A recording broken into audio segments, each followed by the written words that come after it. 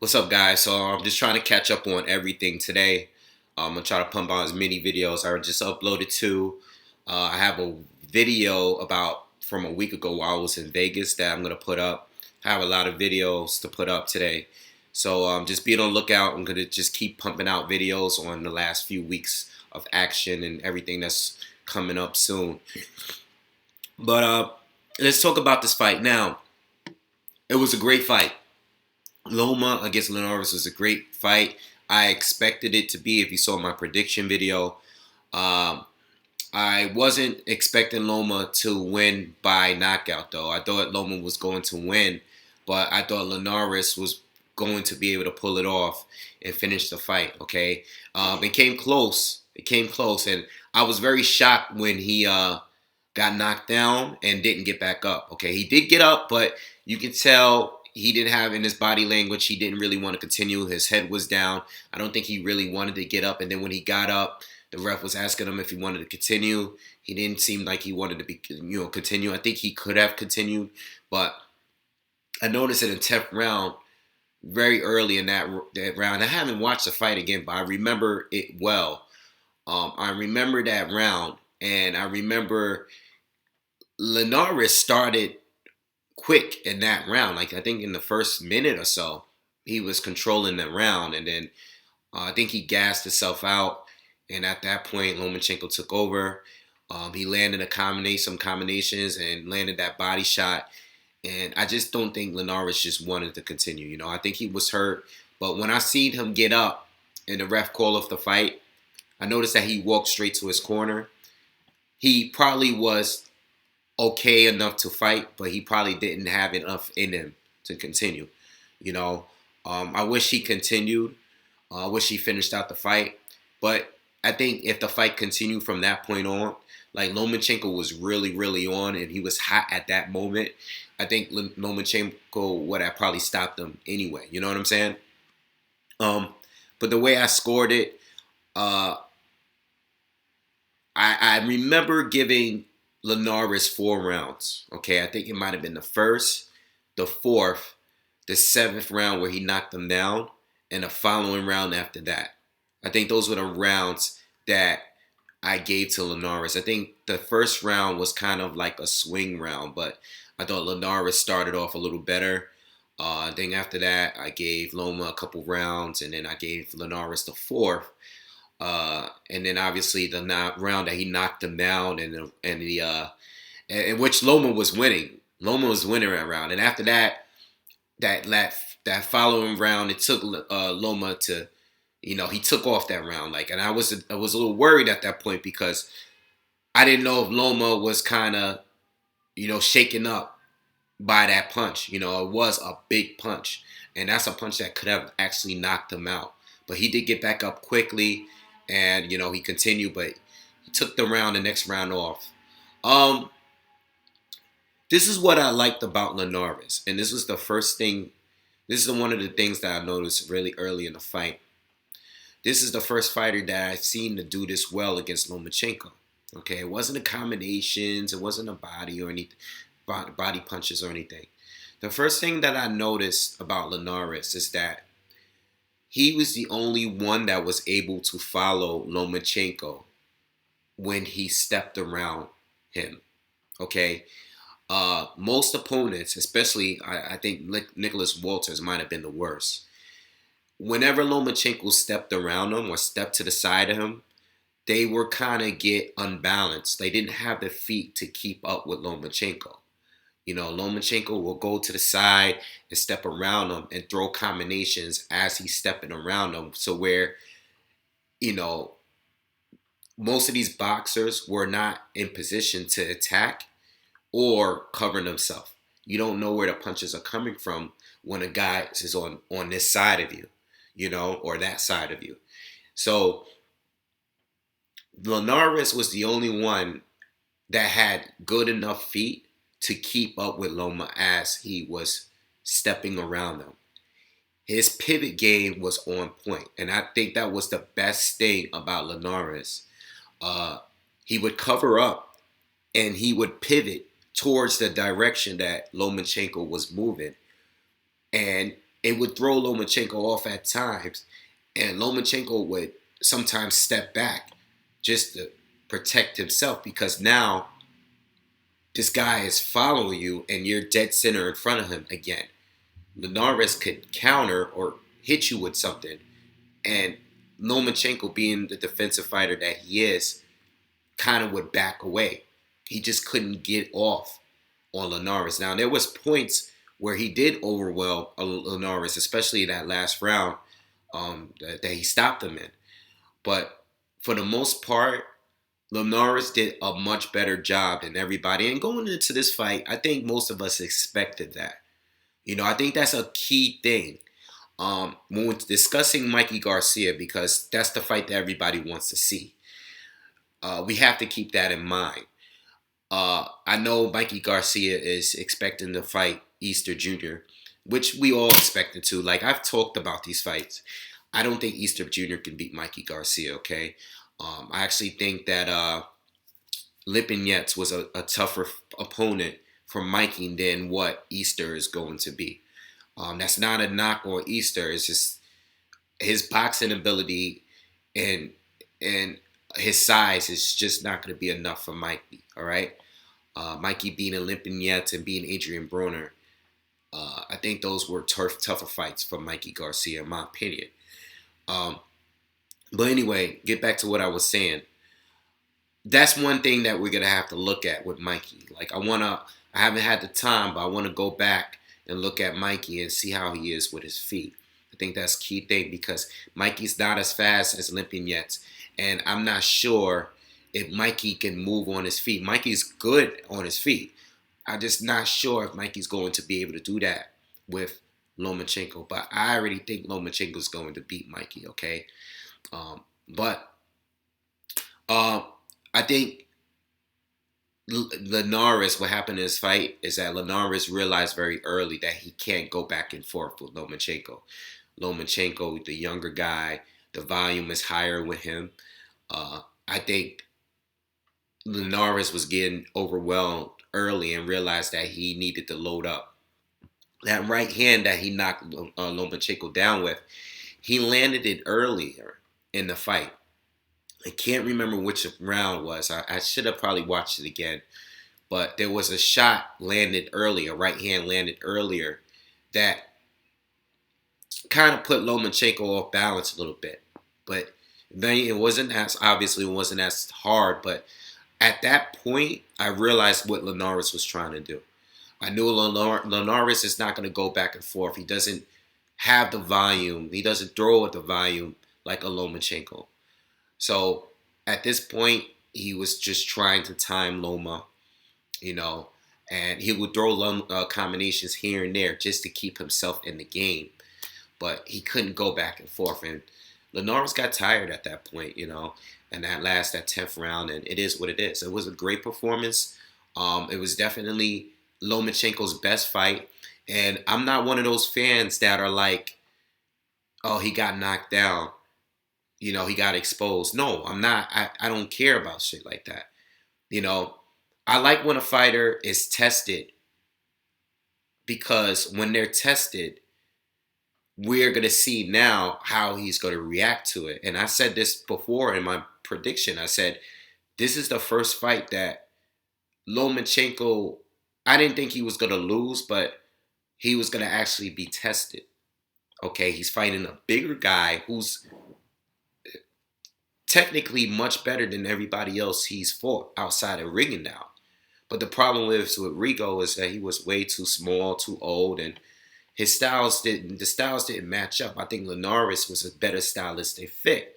And in some cases, I think Linares was a better stylistic fit for Loma than Mikey Garcia is. In some cases, not all right? But some of these points that I bring up, his pivot game and being able to follow Lomachenko with his quick feet was definitely something that most of these guys are not going to be able to do fighting Lomachenko.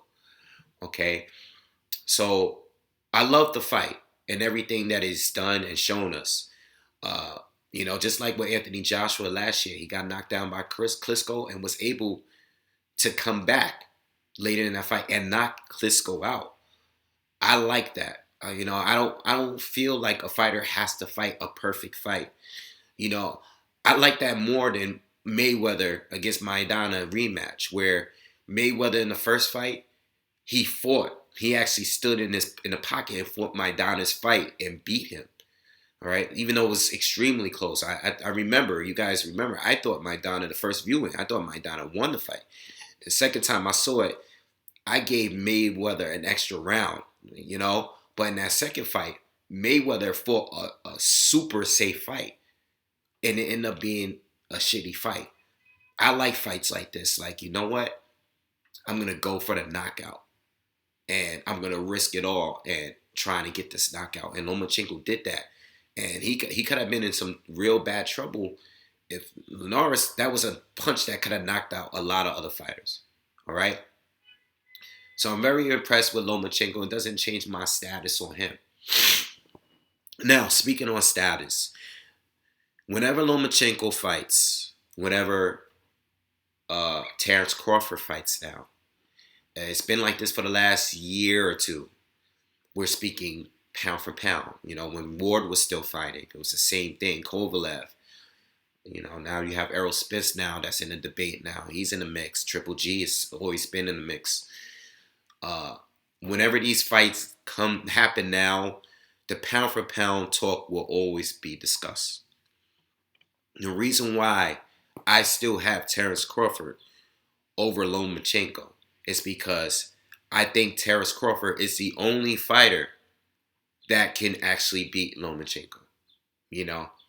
If they were to fight, like, if Terrence Crawford were to agree to come down to 140 one day to fight Lomachenko, they already did everything they had to do. Like, let's say Lomachenko beats Mikey.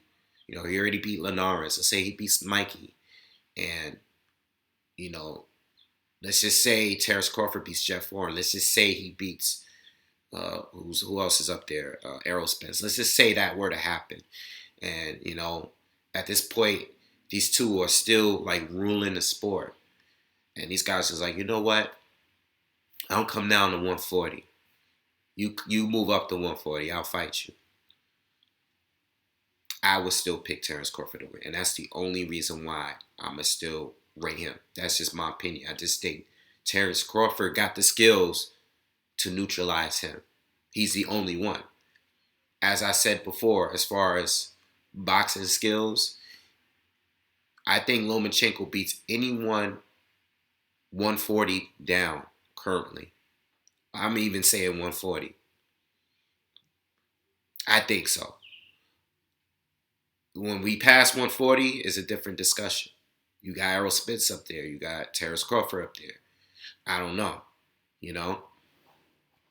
One other thing too. I would like the Manny Pacquiao fight. Like, let's say if it really happened. Like, let's say if Manny Pacquiao was willing to come down 140. If Manny Pacquiao is to beat Matisse, I wouldn't care if they did that fight. I wouldn't care. I think that fight would have been awesome 5 years ago, though. But this is not 5 years ago. Lomachenko wasn't a professional. I don't think he was a professional 5 years ago. But if they were to do it, I wouldn't care. If anybody wants to fight Manny Pacquiao, it's still a great name to have on your resume, especially if you're able to beat him. Even if Terrence Crawford were to still fight him.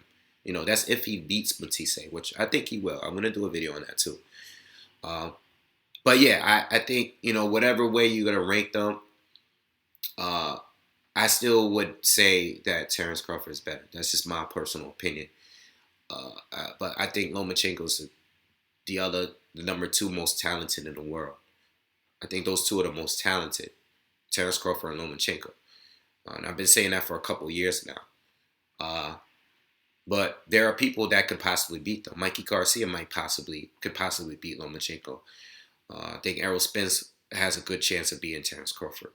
We'll see. Some people think Jeff Horn could beat Terrence Crawford. Who knows? We'll see. Triple G is still right there. But I'll speak more on Triple G in another video because I got to make a video about 160 and what's going on over there. But I know everybody wants to know with the pound for pound thing.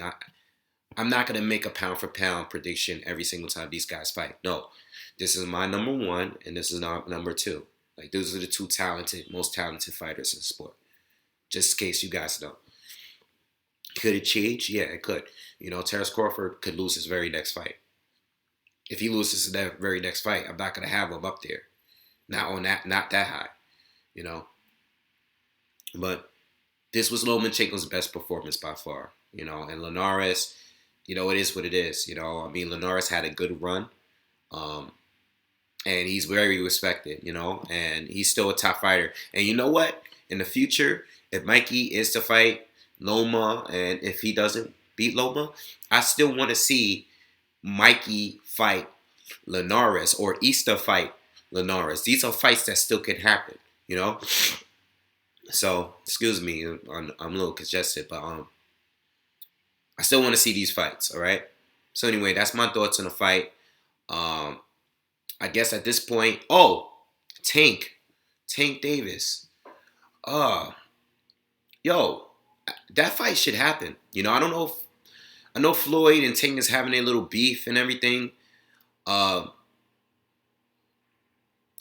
Davis, fight, you know, Lomachenko. I don't see why they shouldn't fight. You know, Tank has been a champion already. And I think Tank is very good. I want to see more. But why not take the challenge? Because there are people that are not like me and looked at the knockdown as a weakness. And they feel that Lomachenko is human now. I've always thought he was human, but there's other people that feel that Lomachenko is a little hyped up. Is he hyped up? Of course, they hyped up his resume and his historics and stuff like that. But I'm talking about as a fighter, they think that he can be beaten by some of these other guys.